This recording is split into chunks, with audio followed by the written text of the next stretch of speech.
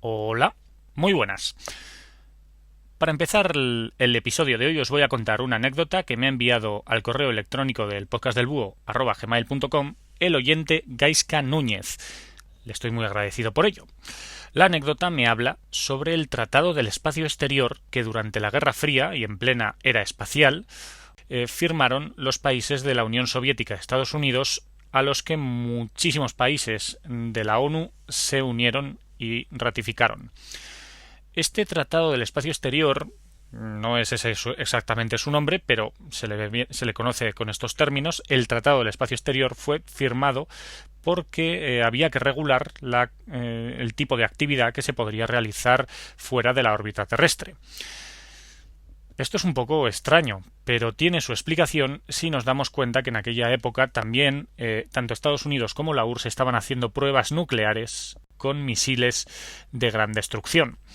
Se trataba simplemente de ver quién la armaba más gorda, quién tenía el misil más potente y al fin y al cabo, pues eso, quién la tenía más grande, como siempre. El caso es que ambos países se dedicaron, mediante la operación Fishbow en Estados Unidos o el proyecto K en la URSS, en lanzar cabezas nucleares al espacio y detonarlas a ver qué pasaba. Y bueno, claro, llegó el momento en el que Estados Unidos tenía que hacerla más grande, entonces detonó la llamada Starfish Prime, una bomba nuclear que varió el campo magnético de la Tierra durante varios minutos y que fue vista con un resplandor enorme desde ciertas zonas de la Tierra.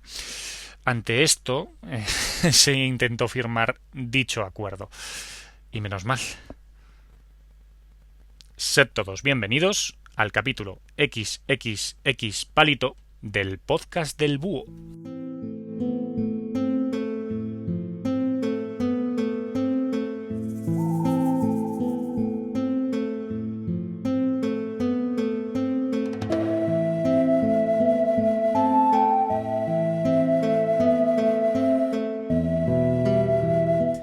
Vamos a dar un enorme salto en el pasado, de nada más y nada menos que 33.000 años, hasta el momento exacto en el que un hombre de Neandertal y un Homo sapiens se encuentran cara a cara por primera vez. Un encuentro que marcará profundamente el devenir de ambas especies y que es uno de los grandes misterios de la historia de la humanidad.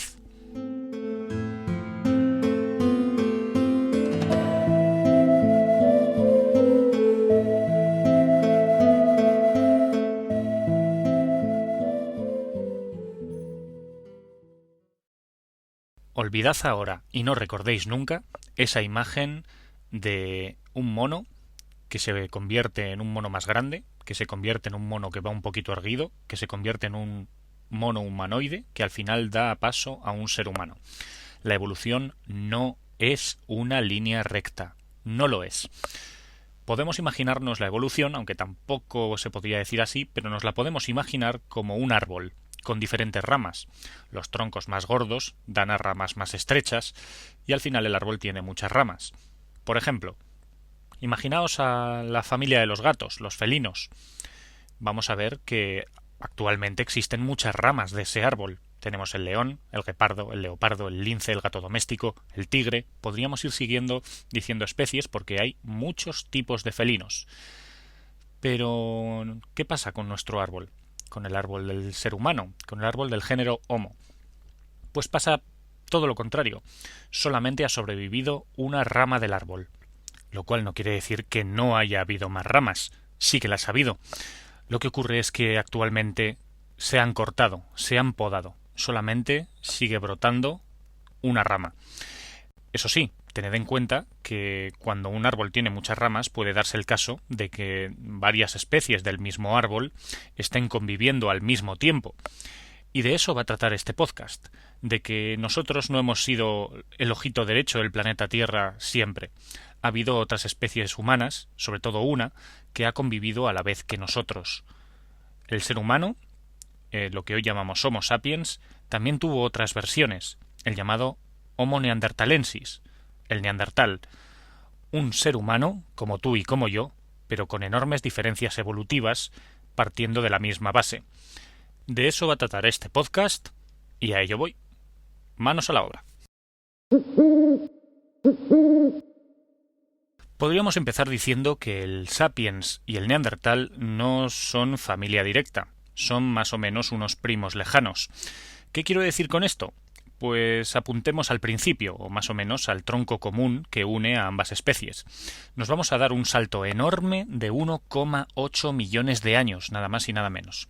En África, en algún punto del África subsahariana, surge una especie de homínido que es un éxito absoluto en la evolución. Es el Homo erectus.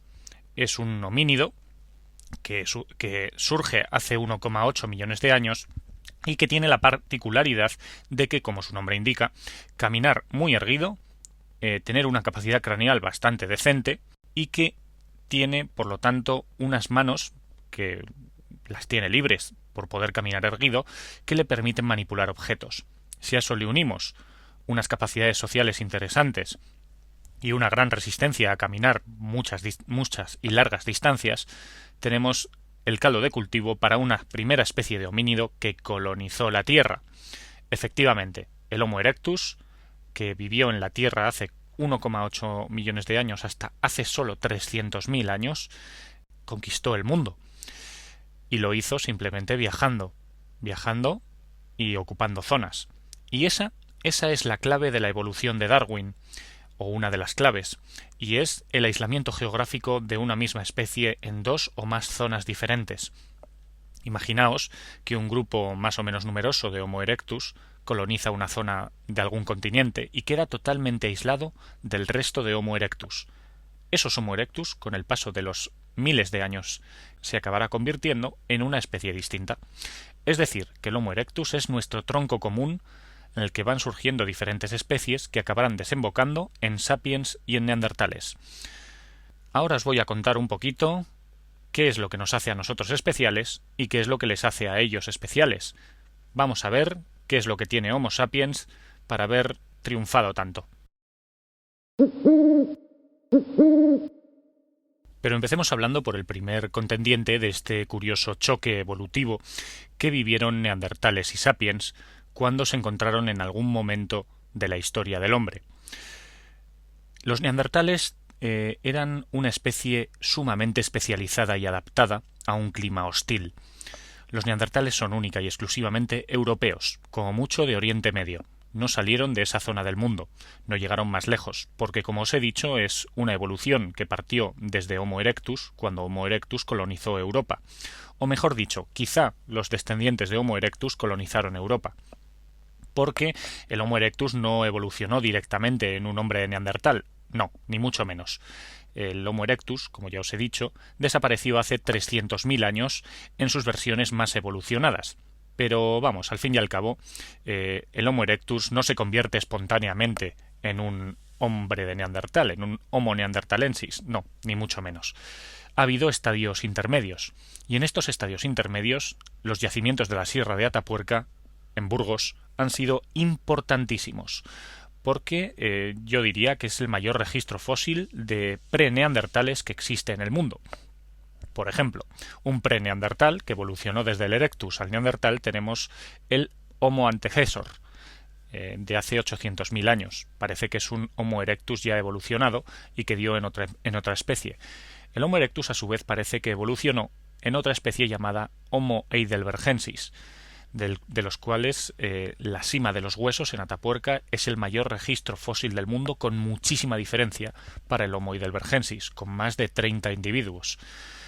En cualquier caso, está claro que el hombre neandertal evolucionó en Europa y se quedó en Europa. El Homo sapiens se quedó en África. Pero bueno, luego os hablo de Homo sapiens. Vamos a centrarnos ahora en qué es lo que caracterizaba a este Homo neanderthalensis, a este neandertal. Imaginaos a un esquimal. Los esquimales son tíos muy fuertes, con las espaldas anchas, con mucha barriga, con mucha grasa y las extremidades cortas. Además, tienen las fosas nasales muy anchas. Pues esas mismas adaptaciones las tenía el hombre de Neandertal, porque le tocó vivir en unas temperaturas de unos 25 grados bajo cero constantemente. El hombre de Neandertal estaba adaptado al frío. porque le tocó vivir una era de bastantes glaciaciones y se las comió con patatas, porque le dio por colonizar Europa y se adaptó a Europa en aquella época. Por lo tanto, imaginaos a un personaje de más o menos 1,65 m como mucho, con unas extremidades, es decir, piernas y brazos cortitos, con un tronco muy ancho y unas fosas nasales muy amplias. Y a eso hay que sumarle el hecho de que tenía las cejas muy salidas, muy salientes, muy prominentes, que no tenía frente, sino que después de las cejas la cabeza se le iba para atrás, y que tampoco tenía barbilla. Y con barbilla, hombre, tenía mandíbula, pero no tenía barbilla, no tenía esa bolita que tenemos nosotros en el medio de la mandíbula, justo debajo de la boca. Además, hay que pensar que tenía toda la mandíbula, más o menos los dientes, muy salidos para afuera. Por lo tanto, estamos ante una fisionomía que recuerda vagamente a la de Homo erectus, que recuerda vagamente a la de sus antepasados homínidos de África, pero adaptado enormemente al frío. Ahora vamos a ver cómo vivía este Homo neanderthalensis. Vamos a ver cómo se las apañaba para sobrevivir en Europa. ¿Cómo vivía el hombre de Neandertal? ¿Cómo se las apañaba en un ambiente tan hostil? Pues bueno, parece que por fisionomía eran unos seres humanos enormemente resistentes. Si no, no hubiesen sobrevivido tantísimo tiempo en un ambiente hostil, no cabe duda. Pero aún así socialmente se las tenían que apañar para ser efectivos, para poder salir adelante en un territorio que les daba la espalda.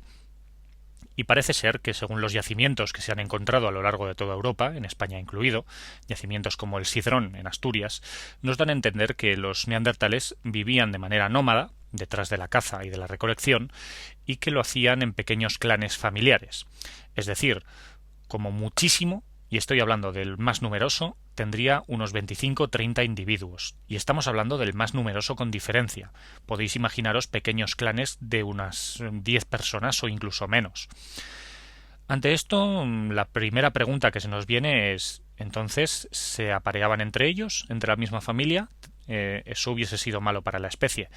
Parece ser que todo esto se solucionaba con una especie de, como diría yo, como una especie de lugares de reunión. En el País Vasco se ha encontrado algún que otro yacimiento de grandes concentraciones de neandertales y parece que cada varios años, como si fuera una especie de Juegos Olímpicos, los neandertales se reunían y digamos que conocían a gente de otro sexo y de diferente familia, algo indispensable para poder sacar adelante la especie. En cualquier caso, la supervivencia mandaba, y el hecho de tener que vivir en grupos grandes requería tener que adquirir recursos grandes, y eso no siempre era posible. En cualquier caso, como os he dicho, los grupos eran pequeños y tenían que salir adelante. Por otro lado, vamos a fijarnos culturalmente cómo se las apañaban para manipular objetos. En los yacimientos que después de desenterrar bastantes capas de tierra, lo único que nos queda, o de lo poco que nos queda, son los útiles líticos, las herramientas de piedra que ellos utilizaban para poder manipular toda su naturaleza alrededor suyo. Vamos a fijarnos en la industria musteriense, así se hace llamar los útiles líticos que utilizaban los neandertales. Y nos fijamos en una cosa, eran útiles toscos pero efectivos, muy bien trabajados, pero con la particularidad que durante los 250.000 años que los neandertales vivieron sobre la Tierra, apenas hubo cambios tecnológicos en las piedras que utilizaban. Parece ser que la mente del neandertal funcionaba de manera diferente a la nuestra, porque siempre durante 250.000 años utilizaron las mismas herramientas, las hacían igual. Un poco curioso, ¿verdad? Hay que tener en cuenta que 250.000 años es mucho tiempo. Pues sí, es como si tú estuvieses utilizando todo lo que tienes alrededor y no cambiase en 250.000 años. Parece que Versace y Giorgio Armani lo iban a pasar muy mal con esta gente tan conservadora en sus gustos. Es este uno de los motivos por los cuales las habilidades y la mentalidad, así como la inteligencia del hombre de Neandertal ha quedado siempre en entredicho. aunque otros registros fósiles nos indican lo contrario y otros estudios también. Por un lado, parece ser que los neandertales tenían una capacidad enorme de abstracción, igual que nosotros, es decir, podían imaginarse una religión o un mundo de los espíritus, o que había algo después de la muerte. Un ejemplo de ello es el yacimiento de Shanidar, en Irak. En esta cueva se encontró, entre otras muchas cosas, hay que decir, el enterramiento, la tumba de un personaje, de un hombre de Neandertal que llegó a una edad muy anciana, unos 45 años, pero que además, es curioso, tenía deformidades de nacimiento. Es decir, era un hombre que tuvo serias dificultades para caminar y sobre todo para cazar, que eso era incapaz, porque tenía medio cuerpo deformado de nacimiento y llegó a los 45 años, una edad muy, muy avanzada para la época. Pero ya no solamente eso es curioso y nos dice algo de la cultura y de la mentalidad neandertal, sino que además los estudios que se hicieron de la tumba, de la tierra que rodeaba a la tumba, dieron a el curioso descubrimiento de que había muchísimos restos de polen de diferentes flores. Parece ser que este individuo, el individuo de Shanidar, fue enterrado y cubierto de flores de arriba abajo para luego echarle tierra encima. Eso me parece bastante ritual y habla mucho de la humanidad de este tipo de homínidos, de los neandertales. Sin ninguna duda, seres humanos. Hay quien ha dicho que podría ser gracias al contacto que hubo con el Homo sapiens, que los neandertales imitaban al Homo sapiens en sus enterramientos, pero que no sabían lo que significaban. Permítanme dudarlo. Yo creo que el Homo neanderthalensis, el neandertal, tenía un mundo ritual muy amplio, pero eso, claro, es algo que es difícil de saber. En cualquier caso, vamos a ver ahora sí qué pasó cuando esta especie que os acabo de describir un poquito a fondo se encontró cara a cara con unos seres humanos bastante diferentes a ellos. Vamos a ver qué pasa cuando el neandertal ve y contempla al primer sapiens que nunca jamás vieron sus ojos. Pues yo creo que ya llevaré vistos unos 2 o 3 documentales en donde se intenta dramatizar con actores bien maquillados y vestidos este momento crucial para la historia de la humanidad. Yo creo que es uno de los momentos más importantes en la historia del hombre. Ese primer momento en el que un neandertal ve a un Homo sapiens o al revés. Ambos debieron flipar en colores. No sé si se vieron mutuamente por primera vez o si uno ha visto al otro. Pero lo cierto es que debió ser un golpe bastante interesante ver que existe otra especie muy similar a ti, pero muy diferente a ti. Esa dramatización, si veis cualquier documental de neandertales y sapiens, seguro que aparece. Porque al fin y al cabo fue el choque ya no de dos culturas, sino de dos especies muy distintas. Pues bien, ¿qué vio ese neandertal? Vamos a describir un poquito al Homo sapiens. Cuando el neandertal mira al Homo sapiens ve a un ser humano mucho más alto que él, por lo menos le sacaría 2 cabezas. Hay que pensar que el Homo sapiens podía llegar fácilmente al 1,85 m o incluso más alto, si nos atenemos a medidas actuales, que también era muchísimo más delgado que él. Hay que pensar que, pese a que le sacaba 2 cabezas, pesaría lo mismo o incluso menos que el neandertal, tenía mucha menos musculatura y los huesos más estrechos, y también tendría una cara y una cabeza muy extrañas. Por un lado, tendría una nariz recta, sin las aletas anchas, tendría una frente alta, que después de las cejas tira para arriba. Además no tendría cejas, apenas le sobresaldrían nada por encima de los ojos. Y qué curioso, tendría un extraño bulto debajo de la boca, una boca que por otra parte parece inexistente, porque los dientes son pequeñísimos y apenas sobresalen para afuera. Los raros somos nosotros, amigos míos. El Homo sapiens es un mono muy extraño. El neandertal se parecería más a un primate y el Homo sapiens evolucionó de una manera más radical, porque el Homo sapiens se parece muchísimo menos al resto de homínidos que le preceden, si lo comparamos con el neandertal. Y esto debió ser un bastante gran impacto para el neandertal, que obviamente no conocía cómo era el Homo erectus, pero sí que era consciente de cómo era él mismo, y se vio de manera muy diferente reflejado con el Homo sapiens.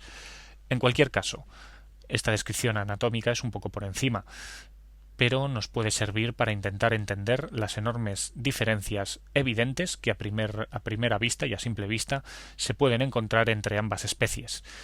Ahora, vamos a ver qué tenía el Homo sapiens que lo hacía culturalmente tan distinto al neandertal. El Homo sapiens evolucionó de manera aislada en el sur de África, o eso parece darnos el registro fósil. Parece que hace unos 150.000 años unas especies raras de Homo ergaster o de Homo erectus, mejor dicho, que habían evolucionado hasta el llamado Homo rudolfensis, dieron paso a lo que hoy se conoce como Homo sapiens. Parece que las poblaciones de Homo sapiens al principio fueron muy escasas. Un pequeñísimo grupo de Homo sapiens acabó colonizando la Tierra porque fueron reproduciéndose y fueron aumentándose hasta poder salir de África. En cualquier caso, lo que nos queda claro es que lo particular que tenía este Homo sapiens era su capacidad cultural, su capacidad mental, sobre todo el ingenio. Parece que el ingenio era enorme por parte de este nuevo homínido. Parece que era capaz de inventar, de innovar, de buscar una solución por el camino de en medio ante cualquier diáspora que se encontraba por el camino. De todas formas, tenía una capacidad que lo hacía evolutivamente muy avanzado, y era el lenguaje hablado articulado. Todo parece indicar que el Homo sapiens tenía mucha más facilidad para comunicarse que el neandertal, aunque muy posiblemente el neandertal tenía la misma o más capacidad para comunicarse mediante sonidos, gestos y otros sistemas. Pero la facilidad del lenguaje hacía posible la capacidad de convivencia mayor y por lo tanto poder tener una sociedad más rica. En cualquier caso, también esa mente ingeniosa hacía que el Homo sapiens pudiese construirse su propia vivienda, por ejemplo, mientras que el hombre de Neandertal se tenía que ver obligado a vivir en cuevas. Eso es lo que dice el registro fósil. Homo sapiens era capaz de construir. El hombre de Neandertal tenía que aprovechar la naturaleza. El Homo sapiens, como bien sabéis, puede variar la naturaleza. Quizá el hombre de Neandertal era de manera natural y por defecto respetuoso con ella. Y digo por defecto, porque al fin y al cabo, si no hubiésemos podido manipular la naturaleza, no hubiésemos llegado a donde estamos, cosa que el hombre de Neandertal durante 250.000 años no pudo hacer. Tened en cuenta que nosotros llevamos 150.000 años en el mundo y ya le sacamos bastante ventaja. De todas formas, ¿cómo desapareció el hombre de Neandertal? ¿Por qué? Ese es uno de los grandes misterios de la humanidad. ¿Qué hace que una especie fuerte, robusta, un auténtico éxito en la historia evolutiva, con una capacidad de resistencia enorme, se cree que podían tener una resistencia al dolor mucho más fuerte que la nuestra, con capacidad de lenguaje, con capacidad de abstracción, con capacidad de sobrevivir y de adaptarse, sucumbiese en apenas 5.000 años después de encontrarse con la nuestra? No queda muy claro si nosotros tuvimos algo que ver en la desaparición del hombre de Neandertal. En cualquier caso, todo parece indicar, y está claro, que el hombre de Neandertal desapareció de la faz de la Tierra solo 5.000 años después de encontrarse con nuestra especie. Un poco difícil determinarlo, pero quizá tuvimos algo que ver. De todas formas, van saliendo casi día a día nuevos estudios que intentan esclarecer por qué el hombre de Neandertal desapareció y nosotros seguimos adelante.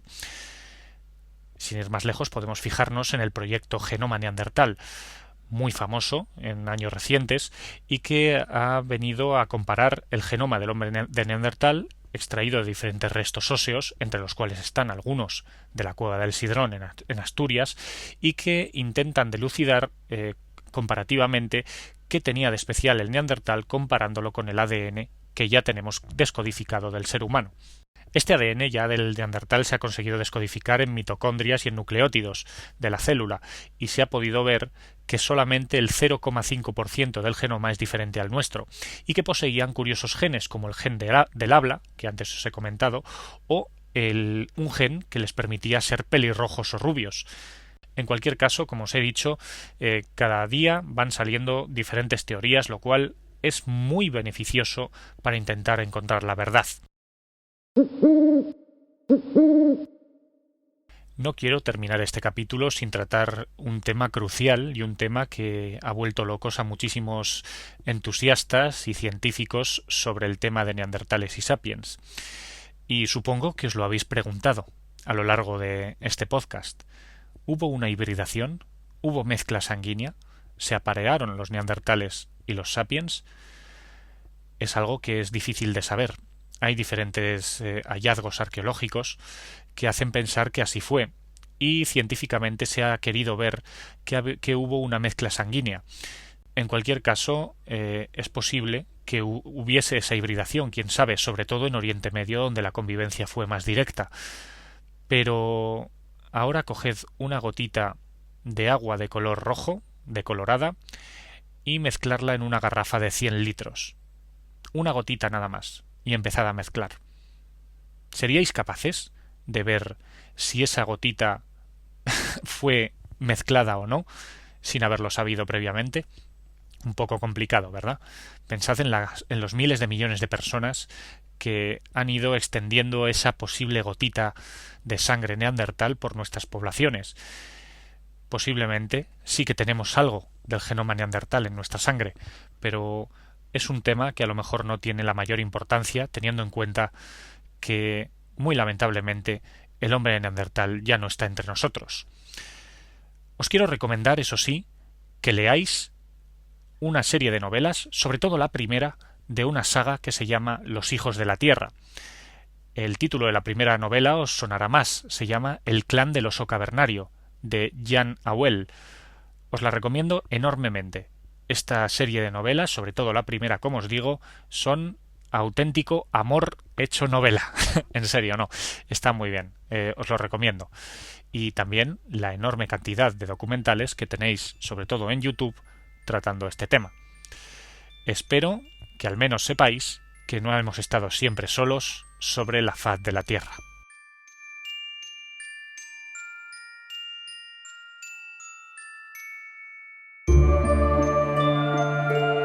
¿Os ha gustado este podcast? ¿No queréis volver a oír mi voz nunca más?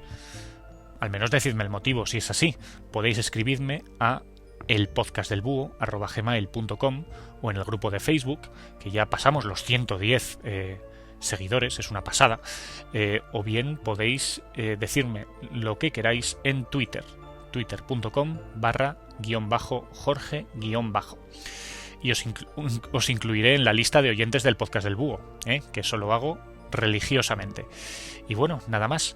Quiero agradecer, eso sí, se me había olvidado, a Gaiska por su anécdota, muy interesante, y también quiero hacerme eco de la interesante iniciativa que se está llevando a cabo en un foro llamado Misterios de la Ciencia, en misteriosdelaciencia.es, donde podéis encontrar este podcast junto a otros podcasts de divulgación científica con una enorme currada por parte de los moderadores. Enhorabuena por el trabajo.